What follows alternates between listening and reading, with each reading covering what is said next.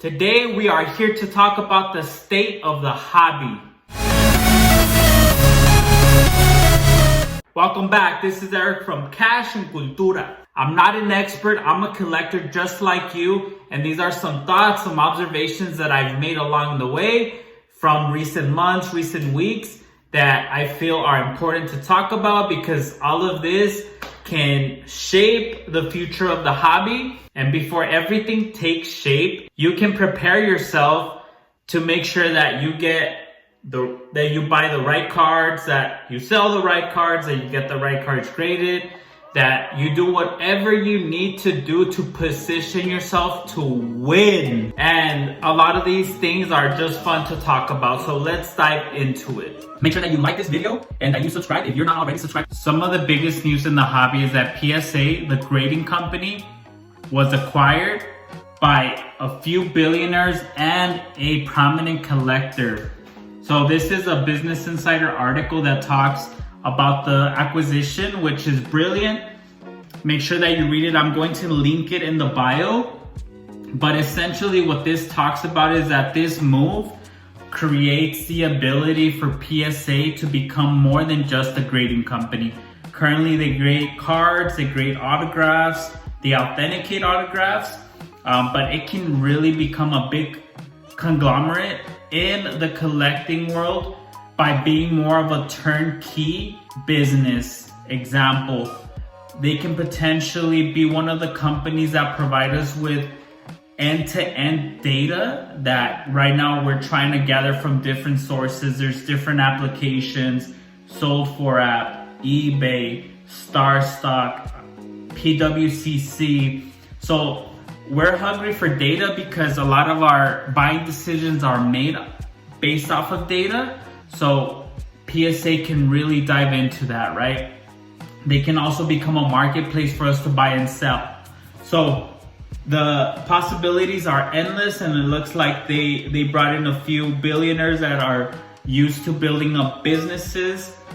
And not just that, but Nat Turner, which is known to be a collector. I'm not sure if this was a move by the new ownership, but this tweet went out recently on the 10th of December, and it's PSA announcing that they are going to be randomly giving away these wooden collector boxes for you to put your slabs in, which are really nice.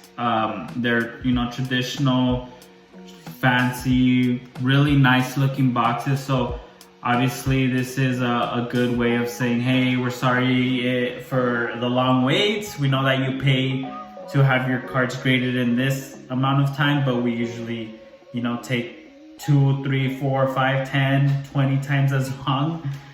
So here's a free box. Hey, that's a step forward. And it looks like, that's a small appreciation, a token of appreciation to the clients and customers. I saw a lot of the early comments. Nice idea. A lot of people love this. I mean, this is awesome. So it's a simple thing that they could have done from the beginning. But it looks like they're doing now. Again, I don't know if that's because of the new ownership or what's going on.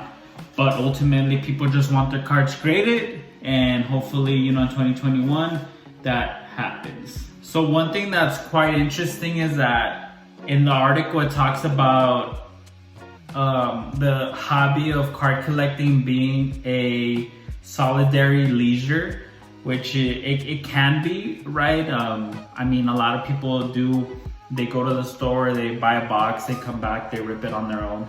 But for a fact, it's way more than that. It's certainly a hobby that has an actual community where most people communicate and they're integrated to different pockets where they talk to different friends. So I don't think that we fall into that category. But what I can tell you is that the current boom that we're in right now certainly happened during the COVID situation, when the pandemic broke out and stay-at-home orders started to happen, all that. and I've seen how the stock market reacts. You know, when there's news of a vaccine that is going to be, you know, delivered and it's ready to go, then the work at home stocks or the stay at home stocks tend to go down, while, you know, all the other ones tend to go up. So example, Zoom, some of these platforms that are heavily used currently and are going to in the future forever, but currently are heavily used, are the ones that go down. And I noticed that Collectors Universe, which is PSA's parent company name, they actually tend to drop and go down when there's news of, you know, everyone going back to the regular world. So that's one thing to watch out for, and that's one thing that is interesting that I would love to follow, because it's going to tell us a lot about the state of the hobby. So speaking of the stock, their stock has gone up. All right, so it's currently trending at $75 per share, which is pretty high. Again, that's a lot of money to invest for just one share. If it goes up and it doubles, then cool, but I can easily invest that money somewhere else and it could double and I don't have to dish out that much money, right? This is what's crazy. Back in March of this year, this stock was $15, right? And then we know that around March, that's when all hell broke loose. And look at that. Look at that. That's insane. So again, I would make sure that you do your research, that you investigate before investing into a company like this, because this is certainly risky. But that's one of the biggest news right now in the hobby, PSA being acquired by a bunch of billionaires and prominent collector. The next thing that even this article talks about, the big boom of a lot of cards selling for crazy amounts of money.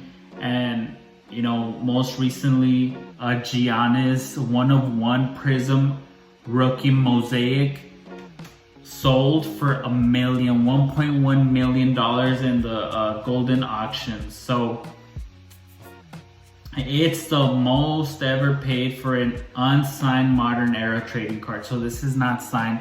It definitely is surprising because there are RPAs, there's a very short print amount of cards that do have a signature, do have a patch that's worn by him, that are rookie cards that have sold for far less than that.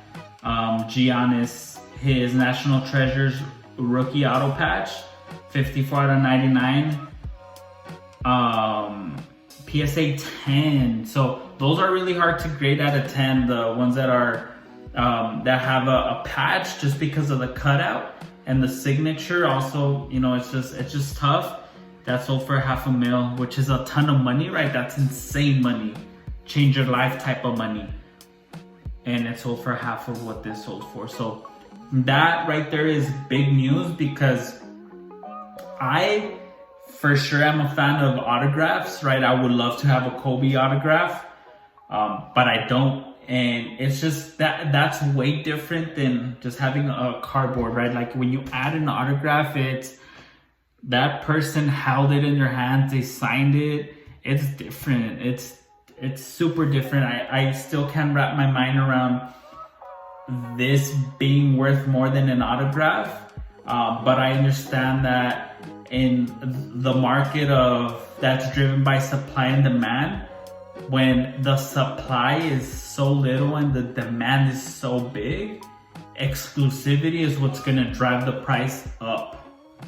So at that point, a lot of things tend to not make sense, but when you put it into that perspective, it makes a little sense. So now this is right here what I like to see. Michael Jordan, the GOAT. So this is his rookie card. It's considered his rookie card.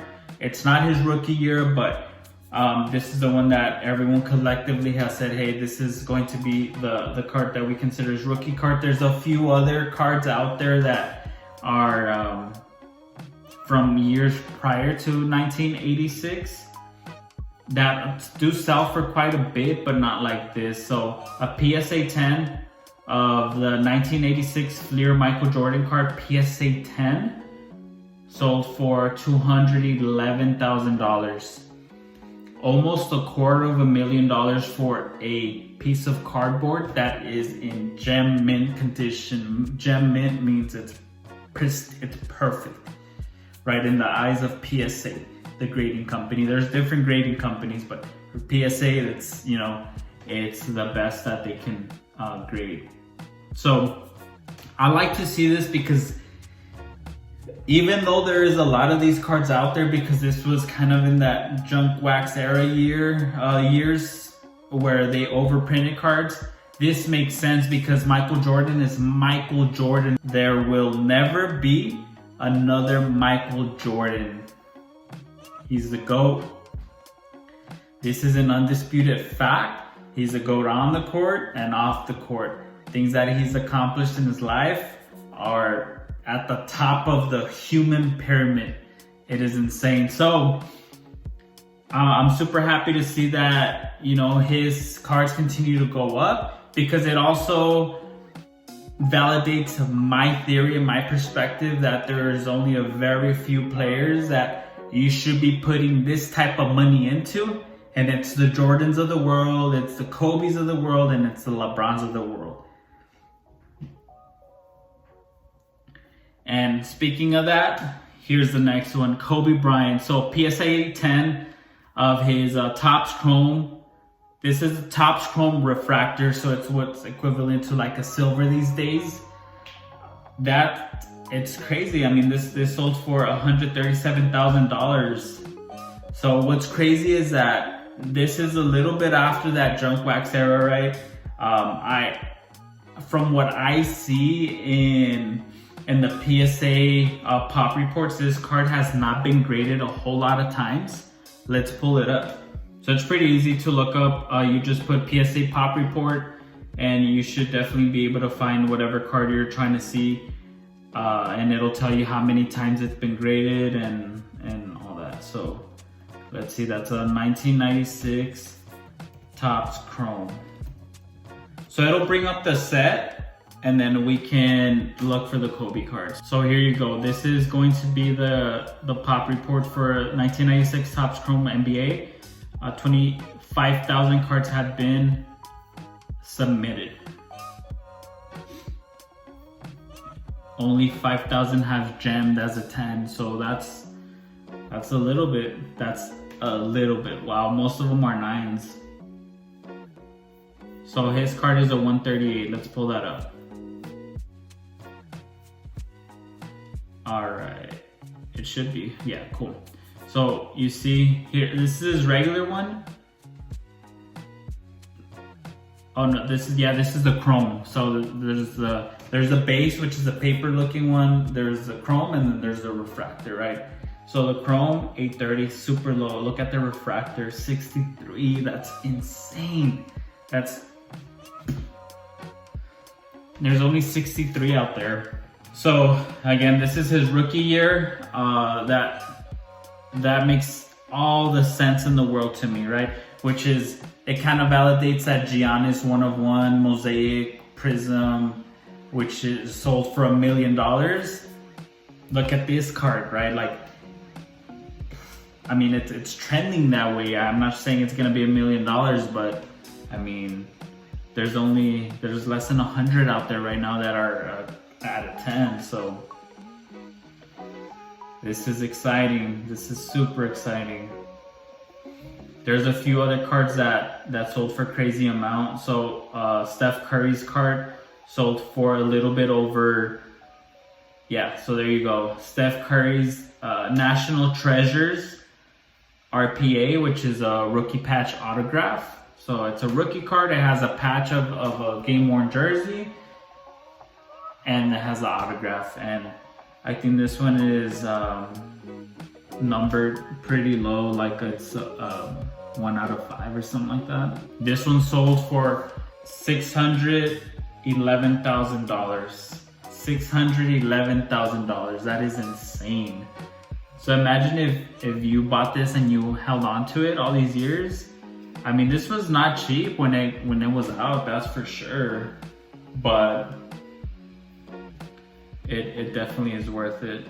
And along with that, Pokemon is just going insane right now. So, and this is what I like to see. SGC, some of the other grading companies really, you know, making noise and being some of the top selling cards as well, because we don't like to see monopolies. I don't, right? Like, for example, Panini Tops, I mean, Upper Deck, these are the only companies right now that are really, you know, making cards. Leaf is another one, but I mean, they have all the licenses. Panini basically has a chokehold on the hobby, and Tops as well. So what you have to do is you have to make sure you support artists that do their collabs with players. Like this one is Tyson Beck.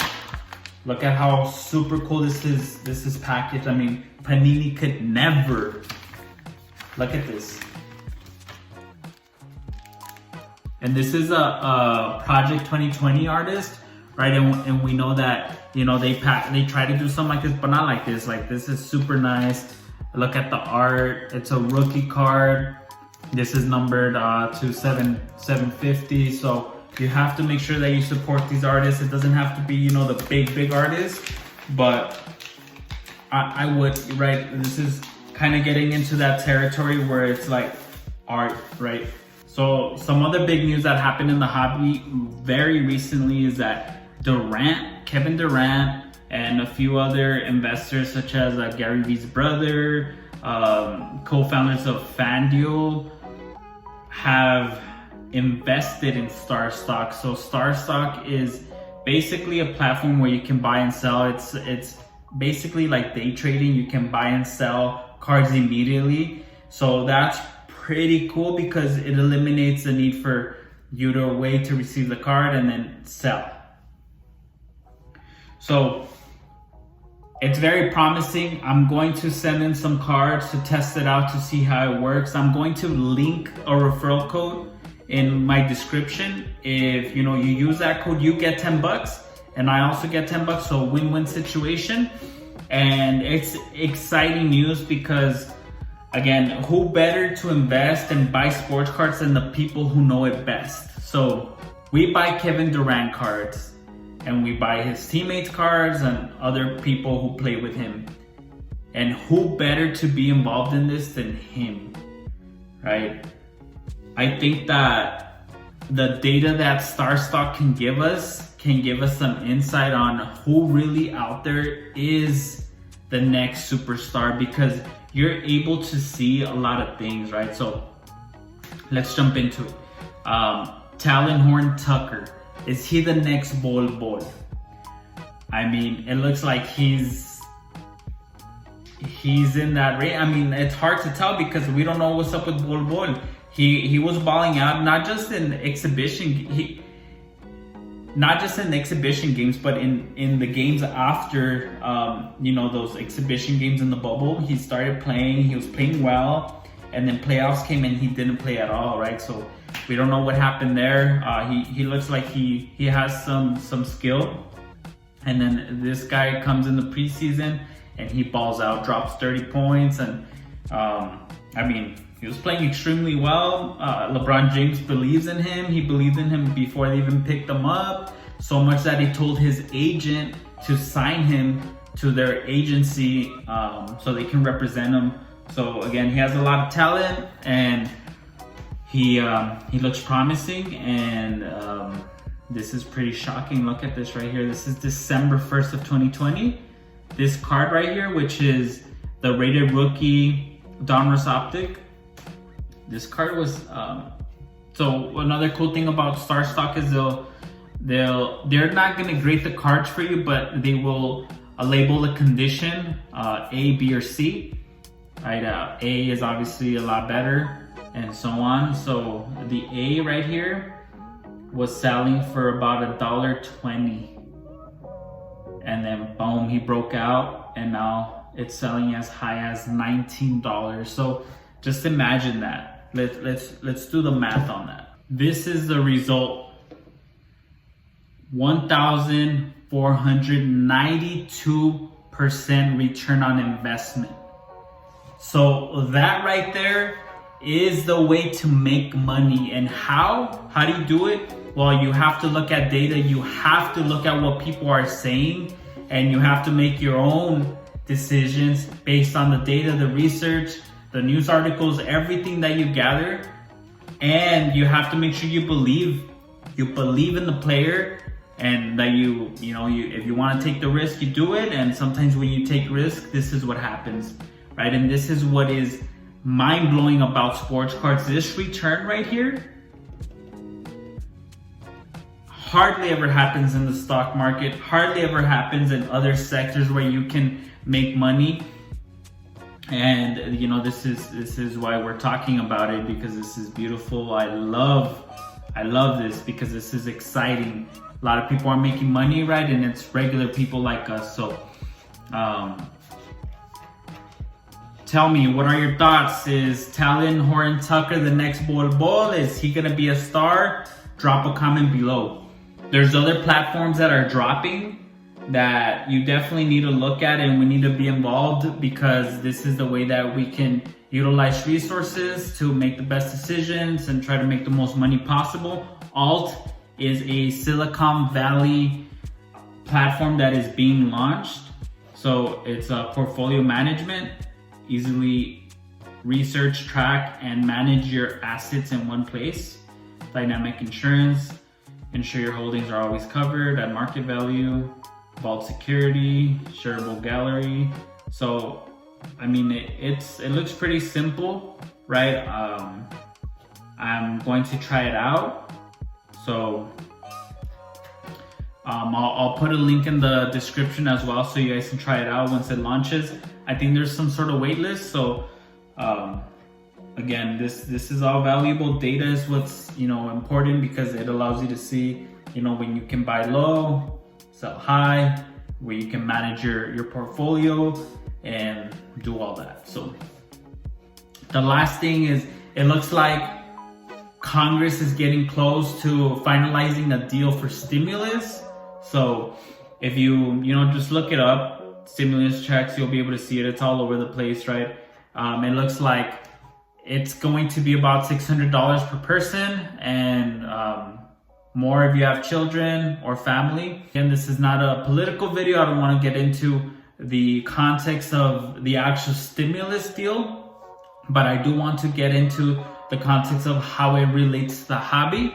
And how it relates is that people are definitely going to use it for sports cards. I'm not here to say if it's right or wrong, but it's definitely going to happen. So how does that relate to you? Well, you need to prepare, right? You need to position yourself, whether to buy, sell, do what you have to do to make sure that you walk away with the W once this happens. So this is probably going to be around March, right around the time where tax season happens. So again, a lot of spending, and people are already hooked on sports cards, right? Like, it's people who are in it are not going away.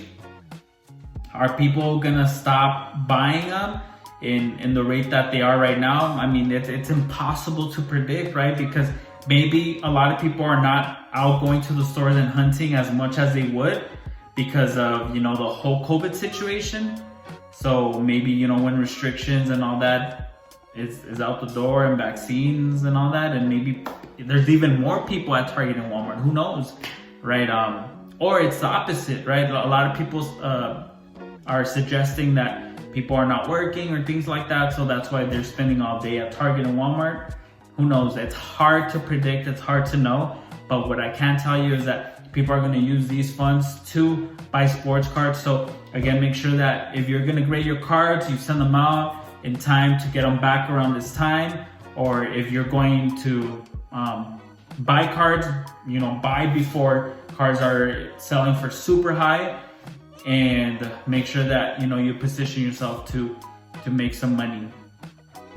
So this is it. This is the current state of the hobby. There's a lot of things that I missed, right? Like Panini dropping $4,000 sets of hoops First off the line, Prizm Football being complete trash, and you can see my break video that confirms that, and I'm sure if you just research it all over YouTube, you'll be able to see. So there's a lot of things that I left out, but I think these are some important things that will be relevant for months to come. PSA being bought by a group of investors, Starstock being backed by Kevin Durant, breakout players in the NBA right now, and cards selling for all-time highs. These are all relevant things. If there is something that I missed, make sure you comment that below. I would love to see what you have to say, things that are important to you.